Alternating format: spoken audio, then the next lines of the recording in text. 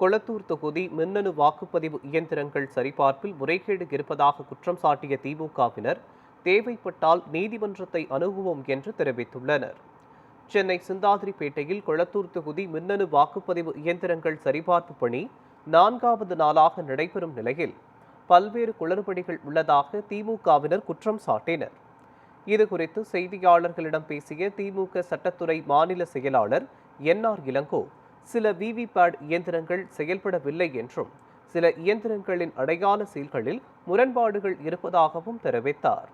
மேலும் 30%த்திற்கும் மேற்பட்ட இயந்திரங்கள் முறையாக செயல்படவில்லை என்றும் இந்த விவகாரத்தில் உயர்நீதிமன்றம் அல்லது உச்சநீதிமன்றத்தை அணுக உள்ளதாகவும் தெரிவித்தார். கொளத்தூர் தொகுதியை பொறுத்த வரைக்கும் மொத்தம் 14 மிஷினை நாங்கள் வெரிஃபை பண்ணணும்னு கேட்டிருந்தோம். 29ஆம் தேதி 2 மிஷின் வெரிஃபை பண்ணோம். அதில் எந்த சிரமமும் இல்லை, சரியாக இருந்தது.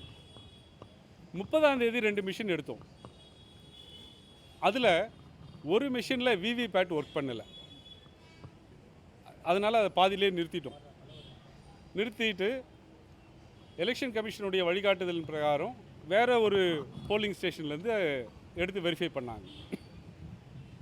நேற்றைய தினம் இன்னொரு விவிபேட் ஒர்க் பண்ணலை.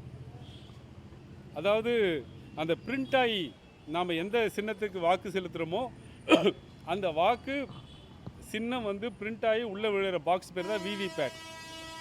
அந்த விவிபேட் ஒர்க் பண்ணலை. இது வரைக்கும் வெரிஃபை பண்ண 6 மிஷினில் 2 மிஷினில் விவிபேட் ஒர்க் பண்ணலை.